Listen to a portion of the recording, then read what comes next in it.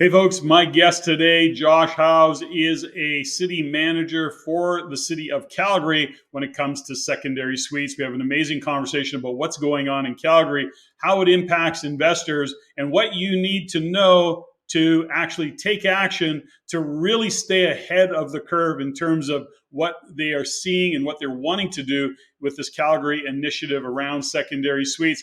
Fascinating conversation. Josh is a well-spoken manager of his team. So you're going to really enjoy this conversation. Before we get into it, just a reminder, hit the like button, hit the subscribe button, make sure you hit the comments. Give us some insights into what you learned, what you think about it, if you liked this particular conversation, and we can bring more to you. Enjoy the show. Hey folks, welcome to the Rain channel. Today I am joined by Josh Howes, who is the City of Calgary Secondary Suites Manager. Is that correct? Yeah, program manager for secondary suites. Yeah. Okay. So, for investors who are looking at expanding their portfolio, many of you know that we've been very bullish on Calgary for a number of years. And certainly we look at all of the economic fundamentals that are driving real estate, from GDP growth to unemployment and or employment, and of course, population growth. But in amongst all of that is, we want to look at the economic development. We want to look at the progressive nature of the city, in this case, the city of Calgary. And, when we're seeing what's happening in the secondary suites space, if you will, Josh, you came out to our live event not that long ago, and we're kind of shining a light on some of the opportunities that investors have given what Calgary's doing. So why don't we expand on that? And let's start by first just asking the question. Now, you're manager of secondary suites in Calgary for the city of Calgary. What does that even mean? What does that entail, if you will? Just kind of a brief overview of what it is that is the nature of what you do. Yeah, sure. Great question. My position is actually a temporary position. I worked as the executive advisor to the director in the area for a while, and we've been working on and investing in suites as a city for quite a while. And 2 years ago, we had some budget approved for some additional staff specific for suites. And what we found is that we needed somebody to really lead that team. So we've had some additional resources specific for suites for a couple of years now. And recently, within the last 6 months, I've been asked to go and take actually leadership of that team and put together a little bit more structure around the suites program here at the city. Now, as I said in the intro, I think that we, as investors, when we look at a city or a town or whatever it might be, economic development is one aspect of it. But then when we look at infrastructure and, what is the actual city looking into the future? So I consider this initiative of secondary suites with City of Calgary, quite progressive. What's behind the initiative, or in Calgary, secondary suites has been a topic several times over the years. What is the catalyst for this particular change and this initiative that they've launched? Sure. I like to tell a little story with this one. It's what I shared at the live event. I'll share it here. My family came back to Calgary when I was about 3 years old. They were in Calgary before. We moved away from my dad's work for a little bit and came back. When we did so, we ended up living in a house in Albert Park in Calgary here. And in the basement, there was a kitchenette unit down there. When we lived there, we lived in the whole house. When we moved out, family members moved in, my grandma moved in, my cousin moved in. And at some point in time, it became clear that that space in the basement could be used separately for someone to live, separate from somebody upstairs. Now, the way that the staircase was and everything else, it wasn't truly a secondary suite at the time. But as time went on, as my dad owned that and rented that out for years and years afterwards, he owned it probably for 30 years and rented it out for 28 of those years, we realized that it was truly operating as a secondary suite. When I started working at the city, I come to find out that it was an illegal secondary suite. It wasn't allowed to be there. And I went to my dad and I said, Dad, you're a good guy. You're an honest dude. What's going on? And he said, okay, well, let's legalize it. And I went in, and sure enough, even though I worked at the city, it was impossible to legalize that suite. The regulations didn't allow for a lot the size that house was on to have a legal suite in it, no matter what you did. Other people found that they had to go to council to ask for land use redesignation changes and thousands of dollars just to be allowed for the opportunity to develop a legal safe suite. And that framework is what existed in Calgary back in the early 2000s, into the late 2000s and early 2010s. Yeah. When it became clear that that was a limiting factor for proper good development, the city took some steps along the way to make some improvements to that. That started back in 2023 initially, 2013 initially, where the land use bylaw expanded the ability to add suites to more areas than it did before. That was the start of the movement for the city of Calgary. So rather than needing a redesignation, rather than not being allowed within most of the residential properties, we started to shift towards that. That was doubled down on in and around 2018, where the biggest changes were made. Now that it was allowed from a land use perspective, we took some really big steps on the building side. We took some steps to say, okay, we know that when originally this was put in years ago, there weren't the same code requirements as today, but you couldn't do it legally because of the land use bylaw. And now that you can legally do it due to the land use bylaw, we're trying to make it so that you can follow a bare minimum site safety. I'm going to get my words wrong here. A minimum code compliance for safety for those suites that was really based off of an interpretation from the province that came from fire code. Some original fire code, which really said minimum life safety standards are that people can hear, know about, and escape from a fire. That's the primary concern and safety in a home. And so while there were requirements within the current code to also require for split heating source, to require for sound dampening in the bedrooms, and a couple of other elements, if existing prior to March 2018 in the city of Calgary, this minimum life safety standard was set and established and is used. It allows for people to make the renovations that they need to do to legalize and register their suites in the city of Calgary without having to hit that full new code compliance standard, focused on the safety elements so that the people living in these spaces are safe and they have a high quality standard of living within that space. Since that time, we have seen our registry absolutely explode. So leading up until 2018, we had only 1,000 legal suites in the city of Calgary over its entire history. Over the last 5 years and a bit, we have seen that go increase by almost 11,000 additional units. So we're coming up on 12,000 legal suites in the city of Calgary. I like to point out that the city of Calgary has built 0 of those. Those have all been built by individuals that were doing the right thing. In between 2018 and 2023, sure enough, my dad legalized the suite in his old house. He actually did so to the full new standards. He decided he had to put a new furnace in anyways. He made that shift and switch. He had the opportunity to do so, and he did it.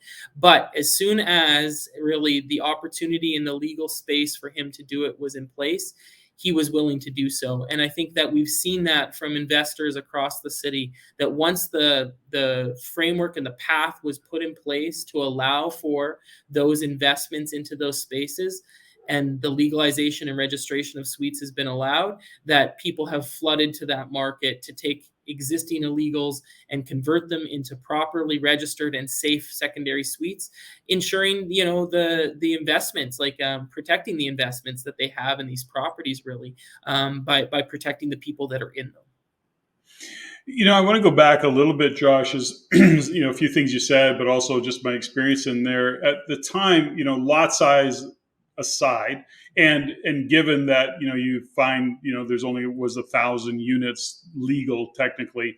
I mean, the city of Calgary was willing to kind of turn a blind eye to what was really going on with secondary suites, given or as long as there weren't complaints. As soon as the bylaw was facing complaints, then of course it shone a light, and there was individuals that got caught upside down in terms of what their suite was or wasn't, and that caused some headaches. But often what drove that was less about suite size and more about parking. So I'm interested to hear about what did they change in terms of parking, because that's where a lot of the NIMBYism, if you will, to use that phrase, kind of kicks into gear, because neighbors get uptight because all of a sudden there's a legal suite and now there's parking and I can't park my car. I've been parking there for 30 years. How did Calgary address that particular issue, Josh? Sure. So the land use bylaw does currently still require a parking stall, an additional parking stall for a legal secondary suite. Generally speaking, that means you bring a requirements of parking on the site to two parking stalls. There are some standards where actually it's three, and there's some situations where it's less. Specifically, small suites under 420 square feet, they don't require that additional parking stall, but a normal standard size suite does. Recently, within the Housing Affordability Task Force recommendations to the City of Calgary, there is some work towards actually removing all residential parking requirements across the City of Calgary. When that initially came to council, it was turned down. It came back again a month or two later, and the wording on that was changed a little bit to saying that they don't want parking to be a detriment to development in the City of Calgary. Those words were then approved by council. Now, we are in a point now where we're waiting for the blanket rezoning piece to come back through to the city, formal legal processes, and along with that will come some adjustments and changes to the requirements for parking in residential in the City of Calgary. And I don't have assurances right now as to exactly where that's going to pan out, but what you can say is that council has approved the framework that says parking won't be a limiting factor to development, meaning that even if there is a process that's required, the support system there to relax those when it's not plausible, but it makes sense because of closeness to transit or wherever it may be, that assurance from the city and the direction from the city is to not limit development based off of the requirements of parking. So, I mean, I look at what's going on in Calgary and you see some of the newer areas, and certainly there are purpose-built, we'll call them duplexes going up, and even in a kind of a row housing style where you've got up down suite, they've got a double garage. They're kind of set up and designed for that. But when we go back into some parts of Calgary and you look at some of the old bungalows that may or may not have a garage, may or may not have parking beside the house, it all goes down to street parking. And in those scenarios, how is that being handled? And I want to go back a little bit. So in Vancouver, Lower Mainland, they're taking parking restrictions right off. So now, because they've taken single family zoning and changed it all, there is none. You can put fourplexes, eightplex, depending on lot size, anywhere you want. They've taken all of the parking restrictions that might have come along with that off the table right now. Back to Calgary, they haven't done that yet. So if you've only got access to street parking, is there an allowance or some conditions around that? Yeah, so we would never view street parking as a formal, like a stall or something, because obviously public parking is for everyone and not just for the individuals in the suite. But what I can say is that when we do see development permits currently, when they're still required, because often in the City of Calgary, we actually don't even require one for a suite. You can, under at least half of the permits that are going through right now, you straight to building permit. You don't even need a development permit. But in the positions where we do need development permits, it is for the purpose of reviewing the parking. If there isn't room to have two stalls accessible on the site for the owner, one for the suite, then that review is done. And I would say that we see a consistent approval of suites without both parking stalls based off of all sorts of different factors, including transit, street parking, accessibility, and all sorts of other pieces. They're referred to, they're understood as the rationale and the discretion. They're not directly approved, because in order to do so, you would have to take public parking, remove it, and say, hey, this stall is available only to residents and whatever it may be, in order to truly attach the development permit approval to that parking stall. But relaxations for parking associated with suite are something that we see fairly consistently, as long as the rationale and the fit and the effect on the neighbors is not extreme, basically.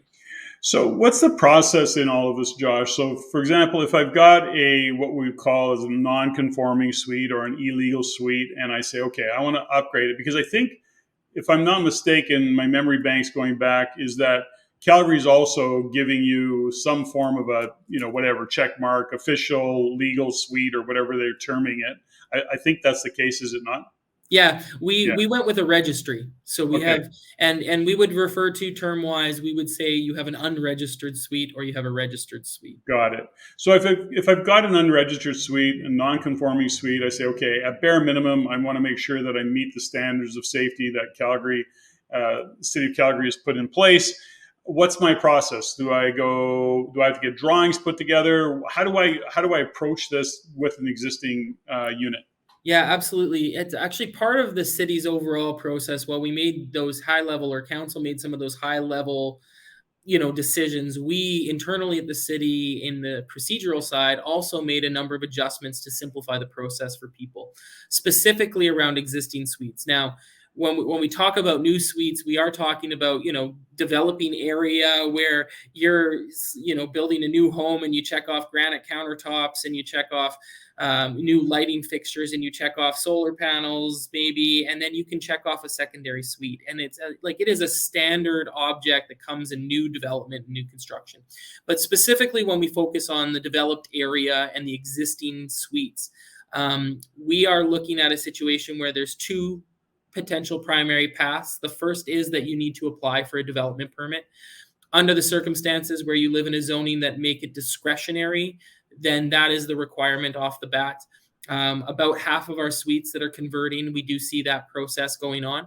If, however, you're in a zoning that's an RC2, an RCG, any number of other ones, about half the city, they are permitted for suites, which means that as long as you meet the rules, there's no need for a development permit because it is permitted. And so you jump straight to the building permit. Under those circumstances, we removed a lot of the requirements on the building permit. So if it's an existing suite, we actually require some very baseline information from the applicant. We ask for some pictures of the space. We don't even ask for a floor plan currently. Now it's something that may come back in at some point in time, but we don't actually currently ask for a floor plan. And we go out with an inspector early on for the rough inspection stage, and we make sure that people are aware of exactly the elements that they need to upgrade and complete before we could come back and sign off on that. So literally your process is, if you need, trades, yes, electrical, plumbing, you have to apply for those permits, but the building permit is the primary permit needed for a lot of, and that's it. You apply online, you take some pictures, you upload those for us, and then we work through that process. We issue you a permit with the proper conditions, and then we inspect at the end of that process. We make sure your trades are in place. And right now we're waiving the fee associated with the registry so that you don't pay that $230 even. And at the end of all of those things, when everything's in place, we put you on the registry, we send you a couple stickers, and you show up on the website as a registered suite. Under the circumstances where you do need that development permit, to the front end of that process, you make a development permit application. The requirements are really quite small as far as a development permit goes as well. We're looking at a couple of other elements, including the parking, specifically in an amenity space. And we're looking at some of those effects.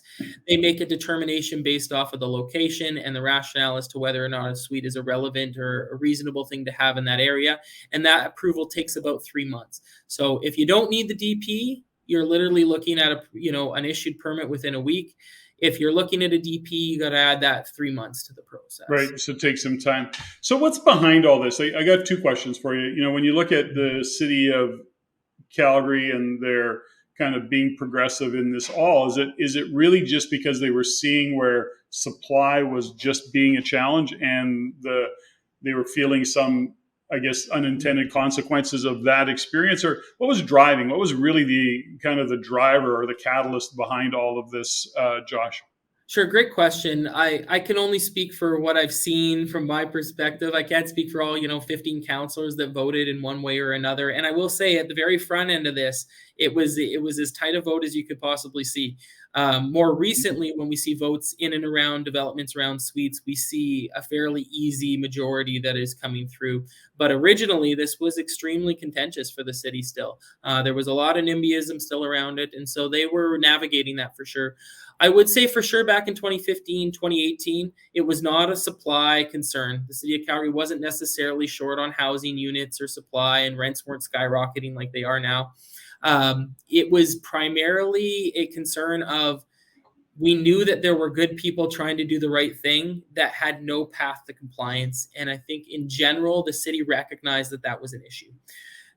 When you had no path for people to do it without going to council. And what started to happen, and this is my direct experience, we started to see a lot of sob stories hitting counselors at council, and they would sit there for hours watching people trying to convert their zoning so that they would be able to keep a suite in which their mother lived in, or their handicapped son lived in. And they would come through with these difficult stories, really pulling at the heartstrings of counselors. And they were like, we're making planning decisions based off of individual stories. And they were saying, there's something wrong here. There's something missing. We have created an environment where the framework for proper development isn't there, and they recognize the need to make that adjustment.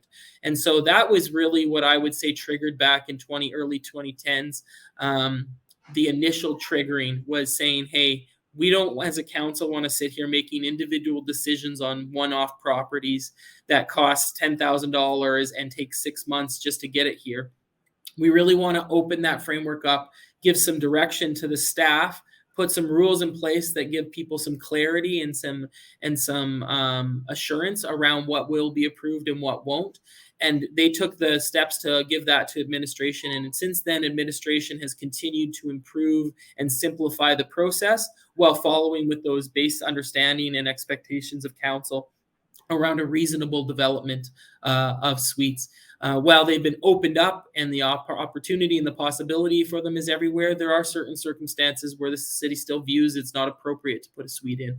And so those are clear within our framework, within our redevelopment areas. Sometimes that even happens in a space where we just prefer to see a larger development. I mean, certainly that happens from time to time.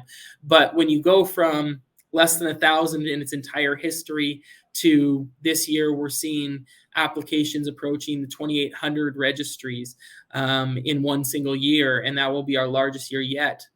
That framework and that base is obviously encouraging that development and that investment by people. More recently, I'll finish one more. Yeah. More recently, the additional pieces supporting an incentive, further extending the amnesty for an additional 3 years, which we expect to see at council later this month. It already hit committee. Those, I think, are primarily driven from an housing affordability concern and issue, where we are trying to desperately add to supply of homes in the city of Calgary, and suites are viewed as a great opportunity and way to do that increase. And so over the last year or so, I think that some of the actions there are very specific to increasing supply. When I'm listening to you, you talk about going from 1,000 to 11,000 with 2,800 new permits. We look at that, and on the surface, one might assume off the top that, that's a real increase in supply. But the reality of it is, it's probably not that big a new increase in supply, although it's there, because those were already existing units. They were there being rented and lived in one way or the other. All this has done is bring them to the forefront, made them safer, made them technically legal, if we use that term, conforming suites. So in some regards, it probably didn't add a lot to the supply, but I know it'd probably be anecdotal, but what's your thoughts on that, Josh? Yeah, actually love the conversation, because it's, in some ways, there's some truth to it. I always kind of question anybody that would look at an illegal suite and say, oh yeah, that's a spot where somebody lives, and when we legalize it, we don't count it towards anything. It's a really slippery slope, I think, for people to say, oh yeah, we're totally okay with people living in an unsafe, unapproved manner. That being said, of the 11,000 currently approaching 12,000 on the registry, 7,000 are existing conversions. Another 5,000 are new. And now when I say new, that could be that it existed before, but it hit full new compliance. So when we are looking at it, we are defining those terms based off of full compliance. So my dad's previously existing suite that he fully did to the new code technically will count as a check mark towards the new. But we do see that split. And what we're actually seeing in the city of Calgary, and this is one of the reasons we continue to push the amnesty program, but also considering its incentives, is that 2 years ago we saw 2,000 conversions. Last year, 1,200. This year we'll see 1,000. Sorry, meaning that what we've actually always assumed and know is that the first conversion was the easiest one, And as we've gone through 7,000 of what we consider, possibly tens of thousands more, they get harder and harder, whether that be because the spaces themselves are less safe or the people involved are less interested, whatever it may be. The 7,000 and first converted suite is harder than the first converted suite was. And so we continue to push a framework where we make that environment able for people to convert, while we continue to put pressure really on the existing illegals by having a supply of a lot of registered suites that puts pressure on those existing illegal or non-registered suites, because people know that the registered suite has a certain inherent value of safety and requirement to it that suite that is illegal isn't, which means that people will start to pay a higher dollar for a registered suite than an illegal. And so as we move forward, we have converted a fair number. We expect that our growth in suites will be a different split moving forward, more new, less existing, recognizing that those existing are harder and harder to convert. Having been involved with many investors over the years in the Calgary market, I love this initiative. I think it's, like I say, I use the word progressive, but I think it's not only progressive, there's some innovation here, and you really are addressing an issue. This is where bureaucracy is getting out of the way, which is one of those rare things. And having spoke with you a couple of times, I can see why that's happening, you being the kind of leader of your team right now. Josh, the kind of one final question, and then I want to talk about how do we, where do people get a hold of you and or your team? How do they kind of initiate this? But I have one, just interesting and curious, from a perspective of, you are the manager, you are kind of leading or being the pointy end of the spear and the team that you drive. How are you measuring your success? What is your team, when you look at it at the end of your year, what do you have to have accomplished to feel like you've achieved some results? Sure. So in the role for a little while, we presented a draft program plan recently, and it had some goals. They're not fully 100% approved yet, but I can give a sense of them. The first is a volume goal. It is truly a volume goal. We're being pushed and asked to use an incentive to push volume on suites for sure.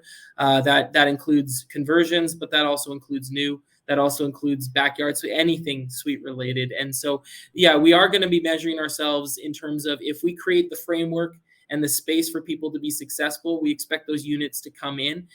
We aren't in full control, obviously, as to whether or not people apply and do what needed to be done. But we believe if we create the framework, that will happen. So that is one of our goals. We also use a goal to measure our timelines associated with things. We want to turn things around, make it simple for customers. We respond to inspections next day as often as possible, something that the City of Calgary takes a lot of pride in, a quick turnaround on inspections. Our approvals framework that we have in place is to get it done in less than 7 days on turnaround on a building permit. Our trade permits are instantly approved. So we really have a framework where, when you start to work with us on this, the intention is to make it as quick and as simple. We've removed fees to make it even cheaper for people where we can. That's all in place as well. So we're measured on numbers, we're measured on our speed and our accuracy, and then we're also going to have some goals associated with our internal success parameters. We're trying to remove backlog. So we have a lot of active permits that the people haven't finished the pieces of work yet, whether that be because of lack of finances on their own side or whatnot. And so we actually have some measures around the existing active permits and taking the steps that we need to take to move them forward. That does include a piece of enforcement that we need to continue to follow up on, to make sure that we're continuing to, yes, educate people, an education first enforcement policy, but we do need to make sure that they come to conclusion on that. And if they need to remove the suite, then that's appropriate, then they can do so. But we are generally pushing them. So those are the three key aspects that we're measuring within the team: the volumes, our timelines, as well as a backlog. Beautiful. So how do people, I got one more question, and then if it's a rabbit hole, I don't want to go down it because I want to bring you back. We'll have another conversation on another day. But when we talk about secondary suites, does that include perhaps laneway homes, coach homes, that kind of thing as well? Does that fall under your your area of responsibility? Yeah, a great question. I think that's still a topic of discussion. I think in general, yeah, suites are something that we consider backyard suites as part of the overall. Our focus currently, I mean, I could get the numbers, but I mean, it is a fraction of laneway homes. But Yeah. with zoning changes potentially coming early Q2 next year for the city of Calgary, as well as I've met with a number of modular builders, backyard suite builders in the city of Calgary. I've attended some discussions like this, whether it be in person or webinar, around backyard suites and laneway suites. The framework for them is really starting to come around to the point where the city's gotten out of the way on those as well a little bit. They're obviously a little bit more involved because of the possible impacts on other people. And so the development permit process remains key. But in terms of the rest of the framework that the city has in order for people to put these in, it's getting to the point where you'll see an influx of them. You mix that with some local modular builders that are ready to plop those things on site 6 weeks after you order it, and I think that we're going to see some growth there as well, which is fantastic because backyard suites are a way of increasing density in a great way in developed areas, depending on the circumstances. So, yes, that being said, like we don't know for sure, incentives might affect both sides of that coin. So there could be that we have some of that going on for backyard suites as well.